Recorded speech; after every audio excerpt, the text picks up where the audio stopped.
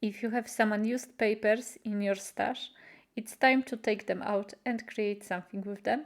Today I have a set of ATCs and a bookmark.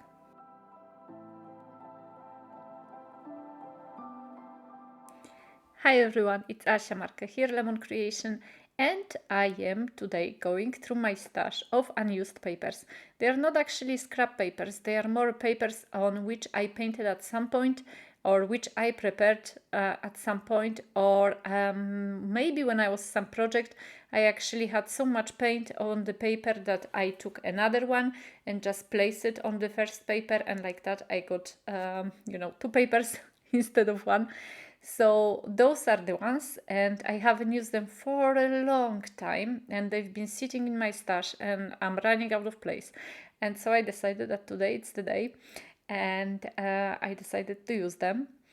And those papers, one is the size of A4 and the other's A5. They are actually all done with PaperArtsy Infusions, and as you can see they are so beautiful.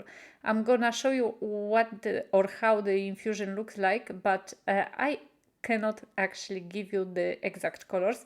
I'm sure there was orange candy in it, but apart from that it's very hard to say because it's those are the old papers. And also I'm gonna be using the Tin Roof Rusted. It was embossing powder, chunky embossing powder from Lindy's gang. And now I'm using one of my newest stamps with the it's not archival ink, it's actually Onyx black VersaFine. And of course I'm gonna be embossing, so surely I had some mishaps. Mistakes have happened and you're gonna see them. But what's happened is, yes, I used the VersaFine ink, and you're gonna see later that I had a problem with it. I decided to stamp randomly on the page. I'm using all of the stamps I'm using, those are my stamps, and you're gonna get a full list of all the products I use in this video, apart from the paints, in the description box below. But I am stamping on the page which is not cutted. I knew I'm gonna cut this page into ATC sizes, but it's better to actually kind of stamp randomly on a huge page instead of cut the paper first and then stamp it. I don't know why is that, but I think we are kind of just putting stamps randomly, and when we have already the size of the project we are making, we kind of tend to overthink. So it's better to just do it this way, at least in my opinion. And then when you cut it, you're gonna have a surprise. And if you watch my videos, you know that I do embossing quite often with water. Yes, it's possible for those of you who haven't seen it. But today I decided to make my own embossing kind of paste.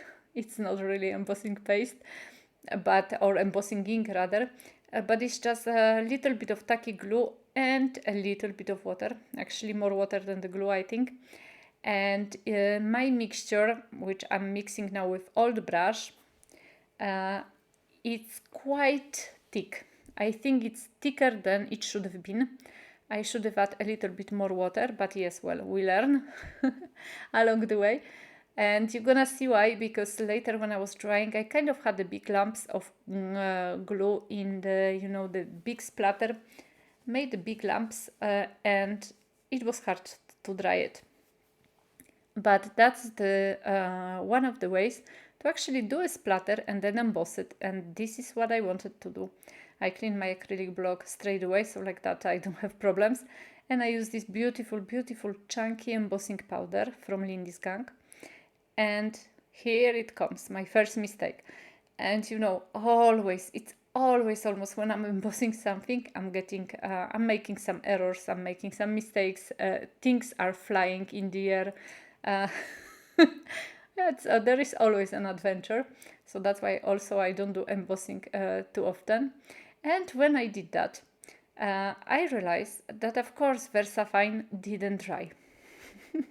Because that's the idea of VersaFine. I mean, it's a ink which dries, and it dries permanently and it's water resistant. But what's happened here is, well, it dries quite a long time as opposed to StazOn or archival ink. So what's happened here is that I covered all my stamping with the chunky embossing powder, and I was not happy with that. So you've seen me using old brush once again to remove the excess of the powder. And I should know better, and I actually do, but I'm an impatient crafter and sometimes I just go with the flow and don't think, and then the surprise like this one happens. So I remove some part of the powder which stuck to the stamped images, but I leave a little bit also. And this is what we or what I came up with. So it's quite nice, but I decided to add a little bit more of the black stamping. This time I'm not gonna emboss it anyway or anymore. And I was actually surprised that the embossing powder stuck so well to the page, because as I mentioned, it's a chunky embossing powder and you've seen there are some really big chunks, and it still managed to adhere to the page quite nicely. So that was a plus, even though this page is well textured because it's actually a watercolor paper. And the texture is also preventing me to get a really crisp stamped images, which I don't mind because it's a grungy background, so you know, I don't mind. And when I cut the page into ATC size, I do actually turn it upside down, so like that I do not see where I cut, I do not overthink things, and later I have a surprise. And I cut it a tiny bit smaller than the actual ATC size because I decided that I'm gonna, of course, add some backing, because as you can see, the back page of the paper is quite stained by the paint. And I was left with the long piece of paper which didn't fit the ATC size, so I decided to leave it and make a bookmark with it.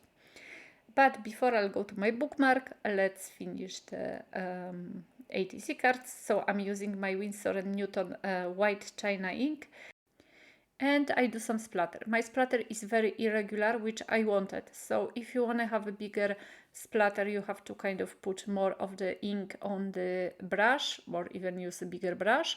And if you have if you want to have a small splatter, you have to put a little bit of the ink or just dilute it with water.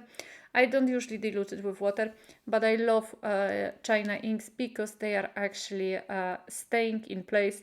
They are not reacting with the rest of the colors, so they are cool that way, you know. They really stay white-like. And I'm adding the color to the edges, or I'm blackening the edges with the archival ink. This is my old archival ink pad, so I don't mind wasting it this way, because if you do that with the ink pad, you actually gonna at some point waste your ink pad, because it's gonna get a little bit torn, you know, the small fabric the ink pad is made of is gonna get cutted with the paper. So bear that in mind. It's better to use actually old piece of ink pad. And I was thinking to add black backs to the cards, but for once I decided to actually go for the white, because when I tried the black ones, it didn't kind of match. Then I realized that I have a white splatter on my ATC cards, so white background will be much better. And this is also an idea for you. Listen to your eye. The eye will tell you actually at which point you should stop or what you should do, because it will tell you that, oh, okay, it's cool like that, it looks nice like that, or no, this is something I don't like. So I try to learn. It's hard to actually do that, but I try to learn to listen to my intuition, to listen to my eyes, if you can listen to your eyes, but you know, I hope what I mean.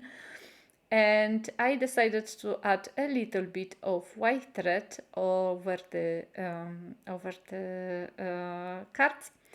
I should have maybe done that before I put the bags, but even if you put the bags, the thread would be kind of visible, because the backing of the card is not very also sturdy. I think it's maybe around 200 GSM, so it's not very thick, but I don't mind. I think it's also a nice thing like that, you know, when there is a thread on both sides.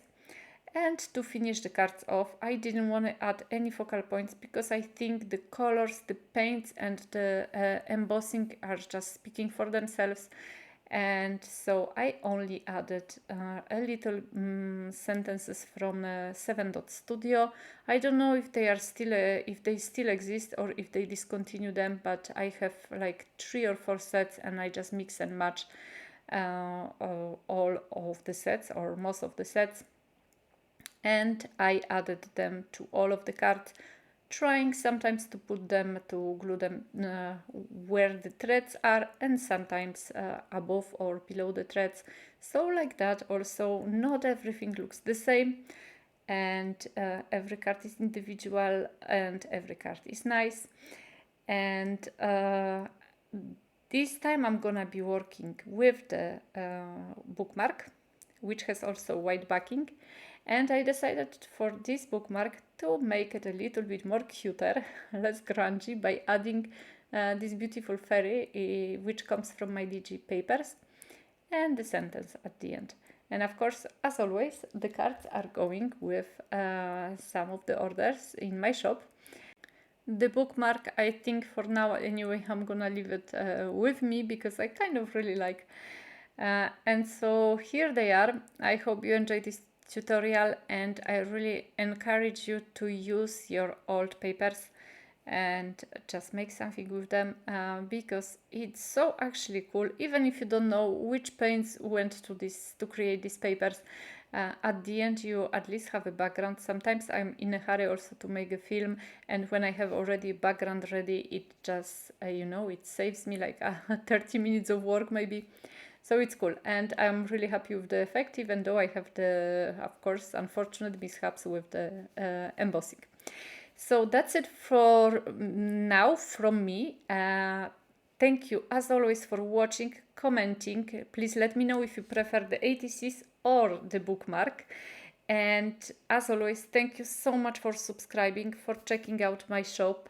And I hope I'm gonna see you soon in the next video. I'm sending you big hugs. Have a lovely day. Bye bye.